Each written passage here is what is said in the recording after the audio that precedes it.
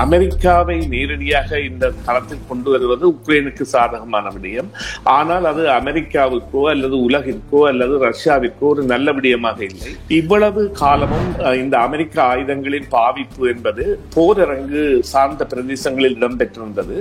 அதன் பொழுது பலத்த பாதிப்பை பெற்ற ஒரு தரப்பாக ரஷ்யா இருந்திருந்தது. இருந்த பொழுதும் இப்பொழுது உக்ரைன் உள் ரஷ்யா நோக்கிய தாக்குதல்களில் அமெரிக்க ஆயுதங்களை பாவிக்கும். சமாதான மகாநாடு கூட சுவிட்சர்லாந்தில் கடந்த வாரம் இடம்பெற்றிருந்த பொழுதும் ரஷ்யா அதற்கு அழைக்கப்படாதது என்பது அந்த மகாநாட்டின் முழு நோக்கத்தையுமே சிதறடித்திருந்தது. அது ஒரு உக்ரைனுக்கு ஆதரவான மகாநாடாகத்தான் இடம்பெற்றது. ரஷ்யா ஆரம்பத்தில் இருந்தே உக்ரைனின் கட்டுமான பகுதிகள் மீதான தாக்குதல்களை தொடர்ந்து வருகின்றது. அது மின் தயாரிப்பு நிலையமாக இருந்தால் என்ன, வேறு அவர்களுடைய புகையிரத கட்டுமானங்களாக இருந்தால் என்ன, அந்த பகுதிகளில் எல்லாம் தாக்குதல்கள் இடம்பெறுகின்றன. ரஷ்யாவிற்கு எந்த நேரத்தில் உதவுவதற்காகவும் வடகொரியா இருக்கின்றது. வடகொரியா அதற்கான பங்களிப்பை கூட நேரடியாக உறுதி செய்திருக்கின்றது. சீனா கூட ரஷ்யாவின் தரப்பாக மாறும் என்றால் சீனா இந்த போரில் ரஷ்யா தோற்பதை விரும்பாது. உங்களுக்கு தெரிந்தவரோ நீங்களோ விபத்தில் காயமடைந்தால், ஸ்லிப் அண்ட் ஃபால் அல்லது லாங் டேர்ம் டிசபிலிட்டிக்கு செல்ல வேண்டியதாக இருந்தால் 25 வருடங்களுக்கு மேற்பட்ட அனுபவம் வாய்ந்த பிராங்க்லின் லா ஃபர்ம் ரவி நடராஜாவை அழையுங்கள். பாதிப்பான சூழ்நிலையில் தகுந்த ஆலோசனைகளை வழங்கி கூடிய கொடுப்பனவுகளை பெற்றுக் கொடுக்க நம்பகமான சட்ட சேவைகளுக்கும் இலவச ஆலோசனைகளுக்கும் ரவி நடராஜா 416-245-6555 416-245-6555. ரவி நடராஜா. அரசியல் சமூக விடயங்களை எங்கள் நாள்தோறும் நிகழ்ச்சியிலே பேசுவது வழக்கம். இன்றைக்கு எல்லாரினுடைய பேசு பொருளாகவும் இருக்கிற விடயங்கள் குறித்து நம்மோடு இணைந்து கொண்ட அரசியல் ஆய்வாளர் திரு சுரேஷ் தர்மா அவர்கள் தன்னுடைய பார்வையை அந்த விடயம் குறித்து பகிர்ந்து கொள்வது வழக்கம். அந்த வகையிலே இன்றைக்கு பலரினுடைய பேசு பொருளாகவும் மாறியிருப்பது இந்த உக்ரைன் ரஷ்ய போர் தான். இதனுடைய அடுத்த கட்டம் எப்படியாக இருக்க போகிறது, தற்பொழுது கள நிலவரம் எப்படி இருக்கிறது என்பதெல்லாம் அன்றாடம் எல்லோருமே எதிர்பார்க்கிற தேடுகின்ற விடயங்களாக மாறி இருக்கிறது. ஆக இப்படி இருக்க அண்மையிலே ஒரு விடயம் எல்லாரினுடைய கவனத்தையும் ஈர்த்திருந்தது. அதுதான் ரஷ்யா அமெரிக்காவுக்கு எதிராக அமெரிக்காவினிடத்திலே ஒரு முறைப்பாட்டை பதிவு செய்திருந்தது, அல்லது பகிரங்கமாகவே தன்னுடைய எதிர்ப்பை அந்த விடயம் தொடர்பாக வெளிப்படுத்தி இருந்தது. காரணம் என்னவென்றால் உக்ரைன் ரஷ்யாவுக்கு எதிராக மேற்கொண்டிருந்த அந்த மிசைல் தாக்குதலிலே அந்த ஆயுதத்தை தயாரித்து கொடுத்திருந்தது அமெரிக்கா.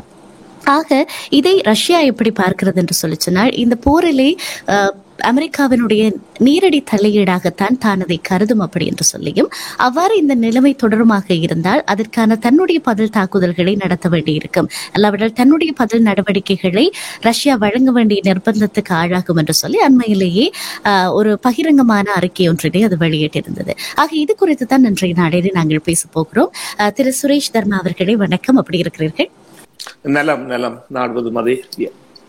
ஏற்கனவே சொன்னது மாதிரி இந்த குறித்த விடயம் தொடர்பாக அண்மையிலே பகிரங்கமாக ரஷ்யா வெளியிட்டிருந்த அந்த அறிக்கை அமெரிக்காவினுடைய நேரடி தலையீடாகத்தான் தான் இதை கருதப் போகிறது என்று சொல்லியிருந்த அந்த அறிக்கை தொடர்பாக உங்களுடைய கருத்து என்ன? நிச்சயமாக இது எதற்காக இவ்வாறான அறிவிப்பை ரஷ்யா விடுத்திருக்கின்றது என்றால், இவ்வளவு காலமும் இந்த அமெரிக்க ஆயுதங்களின் பாவிப்பு என்பது போரரங்கு சார்ந்த பிரதேசங்களில் இடம்பெற்றிருந்தது.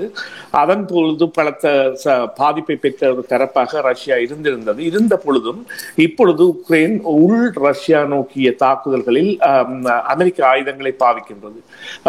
இதன் பொழுது அங்கே கிரிமியா மீது பாவிக்கப்பட்ட ஒரு ஏவுகணை தாக்குதலால் 4 பேர் பலியாகி 150க்கும் மேற்பட்டோர் காயமடைந்த நிலையில் அமெரிக்க தூதுவரை அழைத்து ரஷ்யா, அதாவது நீங்கள் இப்பொழுது போரில் நேரடியாகவே பங்கு பெற்றுவதாகவே நாங்கள் கருதுகின்றோம் என்றால் உங்களுடைய நாட்டு தயாரிப்பு ஆயுதங்கள் எங்கள் நாட்டின் உட்பகுதிகளில் பாவிக்கப்படுகின்றன என்று இருந்த பொழுதிலும் அமெரிக்கா அதற்கான பதிலாக ஆயுதங்களை எங்கே பாவிப்பது என்பது உக்ரைனின் முடிவு என்று தெரிவித்திருக்கின்றது.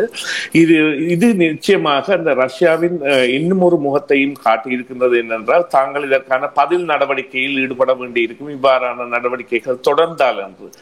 எனவே உக்ரைனை பொறுத்தவரையில் அமெரிக்காவை இந்த போருக்குள் எழுப்பதுதான் உக்ரைனுக்குரிய கடைசி ஆயுதமாக இருக்கின்றது. ஏனென்று சொன்னால் அவர்கள் தங்களுடைய பலம் என்பது அவர்களுக்கு இப்பொழுது அமெரிக்கா மற்றும் மேற்குலக நாடுகள் நேட்டோ ஆகியன வழங்குகின்ற ஆயுதங்களாக இருக்கின்றன.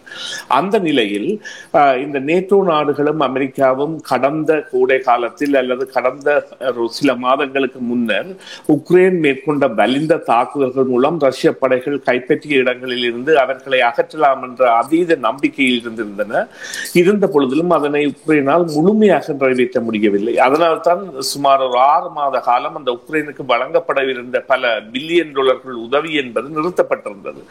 இந்த நிலையில் அந்த அமெரிக்காவை நேரடியாக இந்த களத்தில் கொண்டு வருவது உக்ரைனுக்கு சாதகமான விடயம். ஆனால் அது அமெரிக்காவுக்கோ அல்லது உலகிற்கோ அல்லது ரஷ்யாவிற்கோ ஒரு நல்ல விடயமாக இல்லை. அதனைத்தான் ரஷ்யா தெரிவித்திருக்கின்றது. இருந்த பொழுதிலும் அமெரிக்கா இந்த விவகாரத்தில் உக்ரைனுக்கு அறிவுறுத்தும் அல்லது செயற்படும் என நாங்கள் நம்பலாம் என்று சொன்னால், அல்லது இது ஒரு பெரிய பாரிய போராக மாறக்கூடிய சூழ்நிலையை உக்ரைனை உருவாக்கி கொடுக்கும் என நாங்கள் நம்பலாம். நிச்சயமாக. ஆக இப்படியாக இந்த போரினுடைய கட்டங்கள் ஒரு பாரிய அளவிலான அழிவை நோக்கி நகர்த்துவதாக அன்றாடம் ஒவ்வொரு விஷயங்களை நாங்கள் கேள்விப்பட்டு கொண்டே இருக்கிறோம். அது பலவிதமான அச்சங்களை தோற்றுவித்திருக்க, இப்பொழுது உக்ரைன் ரஷ்ய போரினுடைய கள நிலவரம் எப்படி இருக்கிறது? யாரினுடைய பக்கம் வெற்றிக்கான தராசு அதிகம் வெற்றி வாய்ப்பை காண்பிக்கிற ஒன்றாக இருக்கிறது? உண்மையிலேயே இவ்வாறு கூறலாம். ரஷ்யா இந்த போர் நீடித்தால் வெற்றி பெறும் என்பதை விட தான் பிடித்த பிரதேசங்களை தொடர்ந்து கையகப்படுத்தி தன்னுடன் இணைத்துக் கொள்ளும் என்பதில் எந்தவித சந்தேகங்களும் இல்லை. ஏனென்றால் உக்ரைனின் படைப்பலம் என்பது முன்னர் இருந்த அளவில் இருந்து சற்றே குறைந்த நிலையில் காயமடைந்தோர் மீண்டும் யுத்த களத்திற்கு வருவது போன்ற நடவடிக்கைகள் பலவற்றிலும் அவர்களுக்கு சில தங்கு தடைகள் இருக்கின்றன. ஆயுத தளவாடங்களில் கூட அவர்கள் அதிநவீன ஆயுதங்களை தற்பொழுது நிற்பதற்கான காரணங்கள் கூட இந்த வகையான ஒரு தடை. அவர்கள் அதாவது கைப்பற்றிய பிரதேசங்களில் ரஷ்யா முன்னேற்றம் கண்டிருக்கின்றது மற்றும் அந்த பிரதேசங்களை தக்க வைத்திருக்கின்றது போன்றன. இந்த போரில் ஒரு சமாதான பேச்சுவார்த்தைக்கு செல்ல வேண்டும். அவ்வாறு செல்லும் பொழுது ரஷ்யாவின் கையை மேலோங்கி இருக்கும் காரணம் என்னவென்று சொன்னால், உக்ரைனால் தான் கைப்பற்றிய பிரதேசங்களை அந்த இவர்கள் கைப்பற்றிய பிரதேசங்களிலிருந்து மீள அவற்றை கைப்பற்ற முடியவில்லை. இந்த காரணத்தினால்தான் நாங்கள் இன்னொரு விடயத்தையும் பார்த்துக் கொள்ளலாம் என்னவென்று சொன்னால், இப்பொழுது இந்த ரஷ்யாவின் போக்கை திசை திருப்புவதற்கு அல்லது உக்ரைன் மக்களின் மனதை உறுதியாக்குவதற்காகத்தான் உக்ரைன் பல உள்நுழைந்த தாக்குதல்களை மேற்கொள்கின்றது. அதாவது ரஷ்யாவின் உட்பகுதிகளில் சுமார் 1000 கிலோமீட்டர் தூரத்துக்கு அப்பால் கூட இந்த ஆளில்லா விமானங்கள் மூலம் தாக்குதல்களை நடத்துகின்ற செயற்பாடுகளை உக்ரைன் மேற்கொள்கின்றது. ஆனால் அவ்வாறான தாக்குதல்கள் போரரங்கில் மாற்றத்தை ஏற்படுத்துமா என்றால் இல்லை. எனவே போரரங்கு வேறு பக்கமாக சென்று கொண்டிருக்கின்றது. ரஷ்யா தான் பிடித்த பிரதேசங்களை தக்க வைத்துக் கொண்டு மேலதிகமாக கைப்பற்றுகின்ற நடவடிக்கைகளில் ஈடுபட்டிருக்கின்றது. முன்னைய தனது போர் நடவடிக்கையில் இருந்து மாறுபட்டு இப்பொழுது அந்த தனதுக்கு தேவையான பிரதேசங்களில் அல்லது தான் கைப்பற்றி பலமாக இருக்கின்ற பிரதேசங்களில் அண்மித்த பிரதேசங்களை அது நாளும் பொழுதும் முன்னேறி கொண்டிருக்கின்றது. அவ்வாறாக செல்லுகின்ற பொழுது அவர்களுடைய கை மேலோங்கி இருப்பதைத்தான் காட்டுகின்றது. இதனால் தான் பல மேற்கு நாடுகள் கூட இந்த போரில் சில வேளைகளில் தங்களுடைய படைகள் ஈடுபட வேண்டும் போன்ற மிரட்டல்களை கூட விடுத்திருந்தன. இருந்த பொழுதிலும் ஒரு சமாதான நடவடிக்கைக்கு இது செல்ல வேண்டும் என்கின்ற ஒரு நிலையை இப்பொழுதைய நிலைமை ஏற்படுத்தி இருக்கின்றது. இதற்கான ஒரு சமாதான மகாநாடு கூட சுவிட்சர்லாந்தில் கடந்த வாரம் இடம்பெற்றிருந்த பொழுதும் ரஷ்யா அதற்கு அழைக்கப்படாதது என்பது அந்த மகாநாட்டின் முழு நோக்கத்தையுமே சிதறடித்திருந்தது. அது ஒரு உக்ரைனுக்கு ஆதரவான மகாநாடாகத்தான் இடம்பெற்றிருந்தது. இதனைத்தான் உங்களுடைய கேள்விக்கு பதிலாக கூற முடியும். நிச்சயமாக நீங்கள் சொன்னது போல நீங்கள் சொல்லுகிற நேரம் அந்த கேள்வி எழுகிறது. உக்ரைன் ரஷ்யாவினுடைய உள்ளக பகுதிகளை அதிகமாக இலக்கு வைத்து தாக்குவதாக சொல்லியிருந்தீர்கள். அதற்கு ஏதேனும் பிரத்யேகமான காரணங்கள் இருக்கிறதா? அங்கே மெனக்கிலேசத்தை ஏற்படுத்துவதற்காகவும் அவர்களுடைய கட்டமைப்புகளை சீரழிப்பதற்காகவும், குறிப்பாக இவர்கள் தாக்கி அளிக்கின்ற இடங்கள் என்பன ஆயுத தயாரிப்புகள் இடம்பெறுகின்ற இடங்களாகவோ அல்லது விமானங்கள், அதிநவீன விமானங்கள், அவர்களுடைய SU-52 என்கின்ற அதி உச்ச நவீன விமானங்கள் 2-3 கூட தாக்கி அளிக்கப்பட்டிருந்தன. அதே போல பல தாக்குதல்கள் இடம்பெறுகின்றன.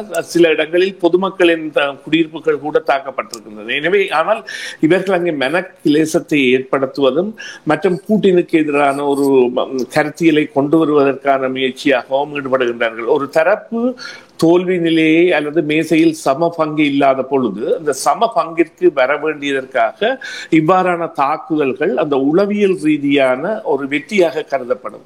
அதற்காகத்தான் இந்த உள்நுழைந்த அல்லது உட்பகுதி கட்டுமானங்கள் மீதான தாக்குதல்கள் நடைபெறுகின்றன. இதே நேரம் ரஷ்யா ஆரம்பத்தில் இருந்தே உக்ரைனின் கட்டுமான பகுதிகள் மீதான தாக்குதல்களை தொடர்ந்து வருகின்றது. அது மின் தயாரிப்பு நிலையமாக இருந்தால் என்ன, வேறு அவர்களுடைய புகையிரத கட்டுமானங்களாக இருந்தால் என்ன, அந்த பகுதிகளில் எல்லாம் தாக்குதல்கள் இடம்பெறுகின்றன. ஆனால் ரஷ்யா தான் இந்த போரை உக்ரைன் மீது தொடர்ந்திருந்தது. இப்பொழுது உக்ரைன் என்ன செய்கின்றது என்றால் தங்களுடைய ஒற்றர் படைகள் மற்றும் தங்களுடைய வேவுப்படை, உளவுப்படை போன்றவற்றின் மூலம் இவ்வாறான தாக்குதல்களை மேற்கொண்டு ரஷ்யாவின் அந்த பாதுகாப்பு கட்டமைப்புகளை உள்நோக்கி நகர்த்துவதற்கான ஒரு முயற்சி அல்லது உள்ளக பகுதிகளை பாதுகாப்பதற்கான முயற்சியில் ஈடுபட்டிருக்கின்றது. அது ஒரு வகையில் உக்ரைனுக்கு தேவையான நடவடிக்கையும் கூட. ஆனால் நான் குறிப்பிட்டது போல போரரங்கில் அது மாற்றத்தை ஏற்படுத்துமா இல்லையா என்பதை நாங்கள் கூற முடியாது. நிச்சயமாக நாங்கள் ஆரம்பத்திலேயே முதல் கேள்வியிலேயே நாங்கள் பேசியிருந்த அதே விடயத்திற்கு மறுபடியும் வருகிறேன். ரஷ்யா அண்மையிலே அந்த பகிரங்கமான அறிக்கையை வெளியிட்டிருந்தது. ஒருவேளை இந்த போருக்கான ஆயுதங்களை வழங்குவதன் மூலமாக அல்லது ஏதோ ஒரு விதத்திலே அமெரிக்கா இந்த போரிலே உக்ரைனுக்கு உதவி செய்வது என்பது மறைமுகமான ஒரு பங்களிப்பாகத்தான் ரஷ்யாவினாலே கருதப்படும் என்றும், அவ்வாறு நிகழும் பட்சத்திலே அதற்கான பதில் தாக்குதல்களை ரஷ்யா நிகழ்த்தும் அப்படி என்பதும் அங்கே அடிக்கோடு இட்டு காட்டப்பட்டிருந்த விடயம். ஆக இது சாதாரணமாக ஒரு அமெரிக்காவுக்கான ஒரு எதிர்பேச்சு என்று மாத்திரம் கடந்து போக முடியவில்லை. இது ஒரு பாரிய யுத்தத்துக்கான மறைமுகமான ஒரு அறைகூவலாகத்தான் அங்கே தெரிகிறது இல்லையா? ஆக இது தனியே ஒரு நாட்டுக்கான அச்சுறுத்தல் கிடையாது. சர்வதேச நாடுகள் அத்தனைக்குமான ஒரு மறைமுகமான அச்சுறுத்தலாகத்தான் இங்கே பார்க்க வேண்டி இருக்கிறது. ஆக இப்படியான ஒரு சமநிலையற்ற ஒரு நிலைமை வருகிற போது, உக்ரைனுக்கும் ரஷ்யாவுக்குமான சமநிலையற்ற ஒரு அதிகார பலம் என்பது அங்கே ஆக்கிரமிப்பு பலம், அதிகார பலம் என்று வருகிற பொழுது இங்கே யுக்ரைனுக்கு வேறு ஏதேனும் நாடுகள் உதவ வாய்ப்பு இருக்கிறதா? காரணம், இது ஒரு கட்டத்திலே ஒரு சர்வதேச அச்சுறுத்தலாக மாறும் என்று கணக்கிடப்பட்டால் வேறு ஏதேனும் நாடுகள் இதுல யுக்ரைனுக்கு உதவுவதற்கு வாய்ப்பு இருக்கிறதா? இல்ல, இப்ப நேட்டோ நாடுகள் அனைத்துமே இருக்கின்றன. நேட்டோ நாடுகளில் கனடா கூட ஒரு அங்கம். நேட்டோ நாடுகள் இந்த போரில் உக்ரைனுக்கான முழு பலமாக இருக்கின்றன. அந்த நிலையில் ரஷ்யா கூட இவ்வாறான ஒரு அறிவிப்பை விடுத்தாலும் ரஷ்யாவால் அவ்வாறான ஒரு பொருதுகளம் துறக்கப்பட்டால் ரஷ்யாவில் தாக்கு பிடிக்குமா என்கின்ற கேள்வி இருக்கின்றது. என்று சொன்னால் அது பல முக தாக்குதல்களை ஏற்படுத்தும். அந்த நிலையில் இவர்கள் குறிப்பிட்ட ஒரு போரரங்கில் ஒரு நடவடிக்கையை செய்வது என்பது நடைபெற முடியாத விடயமாக இருக்கும். அவ்வாறான ஒரு தாக்குதல் நடந்தால் ரஷ்யா தோல்வி முகம் நோக்கி செல்லுமாக இருந்தால் அது ஒரு குறிப்பிட்ட மட்டுப்படுத்தப்பட்ட அணு ஆயுதத்தை கூட பாவிக்கின்ற தரப்பாக மாறும். இந்த முதல் பாவிப்பு என்பது ரஷ்யாவில் இருந்துதான் ஏற்படும் என்று சொன்னால் அவர்களுக்குத்தான் அந்த தோல்வி நிலை என்பது பலமாக ஏற்படும் என்றால் அவர்களுடைய ஆயுத பலத்தின் பல பகுதிகள் அல்லது அந்த அவர்களுடைய கடற்படை பலம் கூட குறைக்கப்பட்டிருக்கின்றது. இந்த உக்ரைன் போரின் போது உக்ரைன் மேற்கொண்ட அந்த அதிநவீன தாக்குதல்கள் அமெரிக்கா உள்ளிட்ட நேட்டோ நாடுகள் வழங்கிய ஆயுதங்களின் மூலம். எனவே ரஷ்யா என்பதை இந்த விவகாரத்தில் சிந்தித்து செயற்பட வேண்டிய ஒரு நிலையில் இருக்கின்றது. ஆனால் மறுபக்கமாக நாங்கள் பார்க்க வேண்டும், ரஷ்யாவிற்கு எந்த நேரத்தில் உதவுவதற்காகவும் வடகொரியா இருக்கின்றது. வடகொரியா அதற்கான பங்களிப்பை கூட நேரடியாக உறுதி செய்திருக்கின்றது. இவர்கள் குறிப்பாக இப்பொழுது அமெரிக்கா இவ்வாறான ஒரு நடவடிக்கையில் ஈடுபடுமாக இருந்தால் சீனா கூட ரஷ்யாவின் தரப்பாக மாறும் என்றால் சீனா இந்த போரில் ரஷ்யா தோற்பதை விரும்பாது. சமாதான பேச்சுவார்த்தை மூலம் இரண்டு தரப்பும் செல்வதை விரும்பும், ஆனால் தோற்பதை விரும்பாது. எனவே ரஷ்யாவிற்கான பலமாக இப்பொழுது வடகொரியாவுக்கு அவர் விஜயம் செய்து அங்கே பல நடவடிக்கைகளில் ஈடுபட்டிருந்தார், ஒப்பந்தங்களை கையெழுத்திருந்தார். அத்துடன் சீனா இருக்கின்றது. அத்துடன் அடுத்த தரப்பாக இணையக்கூடியது ஈரான். ஈரான் கூட ரஷ்யாவிற்கான ஒரு ஆதரவு தளமாக இருக்கும். அதே நேரம் பல நடுநிலை நாடுகளாக இருக்கின்றவற்றின் நாடி பிடிப்புகள் தெரியாது. இந்தியாவை கூட அமெரிக்கா சார்ந்த ஒரு நாடு போல மாறி வந்தாலும் ரஷ்யாவுடனான வணிக நடவடிக்கைகளை நிறுத்தாத ஒரு நாடு, அல்லது அவர்களுக்கான ஆதரவு தளத்தை தொடர்ந்து வைத்திருக்கின்ற நாடு. எனவே நாங்கள் இவ்வாறு இதனை பார்க்கலாம் என்னவென்று சொன்னால், இவ்வாறான ஒரு போர் இடம்பெறாமல் இருப்பதற்காக பலரும் முயற்சிப்பார்கள், பல தலைவர்களும் முயற்சிப்பார்கள். ஆனால் எந்த முடிவும் ரஷ்யாவின் கையில் தான் தங்கி இருக்கின்றது. ஏனென்றால் ரஷ்யா தான் தீர்மானிக்கும் தரப்பாக இருக்கின்றது. அவர்களுக்குத்தான் இந்த வலிந்த தாக்குதல்களுக்கான பதிலடி எவ்வாறு இருக்க வேண்டும், அல்லது தங்களுடைய தாக்கு பிடிப்பு எவ்வாறு இருக்க வேண்டும் என்கின்ற தேவை இருக்கின்றது. அதைத்தான் இதற்கான பதிலாக கூட முடியும். நிச்சயமாக நீங்கள் சொன்னது போல ரஷ்யா அந்த ஆபத்தை எதிர்நோக்குமாக இருந்தால், இல்லை அந்த சவாலுக்கு மற்றவர்களை அழைக்குமாக இருந்தால், நிச்சயமாக ஒரு கவனை கையிலே வைத்திருக்கிற ஒரு சிறுவன், கூழாங்கல்லும் கவனமாக இருக்கிற ஒரு சிறுவன் ஒரு பெரிய மல்யுத்த வீரனை, ஒரு மலை போல இருக்கிற வீரனை எதிர்கொள்வது போலத்தான் அந்த காட்சி நிச்சயமாக இருக்கும் என்று நான் நினைக்கிறேன். ஆக இது போக நிறைவாக ஒரு கேள்வி, இது இரண்டு நாட்டு அரசு தலைவர்களையும் எப்படி பாதிக்க போகிறது? ரஷ்யாவினுடைய உக்ரைனுடைய அரசு தலைவர்களுக்கு என்ன விதமான பாதிப்பு நிகழப் போகிறது? ஒருவேளை இதில் இழக்கிற தரப்பு தன்னை ஆளும் உரிமையை இல்லாவிட்டால் தான் சேர்த்து வைத்திருக்கிற எல்லாவற்றையும் தன்னை வெற்றி கொண்டவரிடத்திலே ஒப்படைப்பதற்கான வாய்ப்பு இருக்கிறதா? இல்லை, அவ்வாறான ஒரு கருதுகோள் உக்ரைன் விவகாரத்தில் இருந்திருக்கிறதுக்கான சாத்தியக்கூறுகள் இருந்திருக்கும். உக்ரைன் அதிபர் அந்த இடத்தில் இருக்காமல் அவர் வேறு நாட்டில் இருந்து இந்த போரை நடத்தி இருந்தால், அவர் செய்த ஒரே ஒரு இந்த துணிச்சலான முயற்சி, அதாவது அந்த போர் ஆரம்பிக்கின்ற பொழுது ரஷ்யா ஆரம்பித்த விதம் என்பது பெரிய பாரிய படையெடுப்பு. 60 மைல் நீளமான ஆயுத ஆளணிகள் கிவீவ் உக்ரைன் தலைநகரை நோக்கி செல்கின்ற மாதிரியான ஒரு படையணியுடன் சகல பகுதிகளிலிருந்து தாக்குதல் தொடுக்கப்பட்ட பொழுதும் ரஷ்யாவால் இந்த வான்பரப்பை கட்டுப்படுத்த முடியவில்லை. வான்பரப்பை உக்ரைன் தனது கைவசம் வைத்திருந்தபடியால் ரஷ்யா அந்த பெரிய தாக்குதல் முயற்சியில் தோல்வியுற்றிருந்தது. அதற்கான காரணம் முழு பலமும் உக்ரைன் அதிபர் தான் நாட்டிலிருந்து தப்பியோடாமல் அல்லது பதுங்கு இருந்து போரை நடத்தாமல் முன்னிலையில் நின்று தான் தனது மனைவியையும் பிள்ளைகளையும் அனுப்பிவிட்டு போரை நடத்தியிருந்தார்.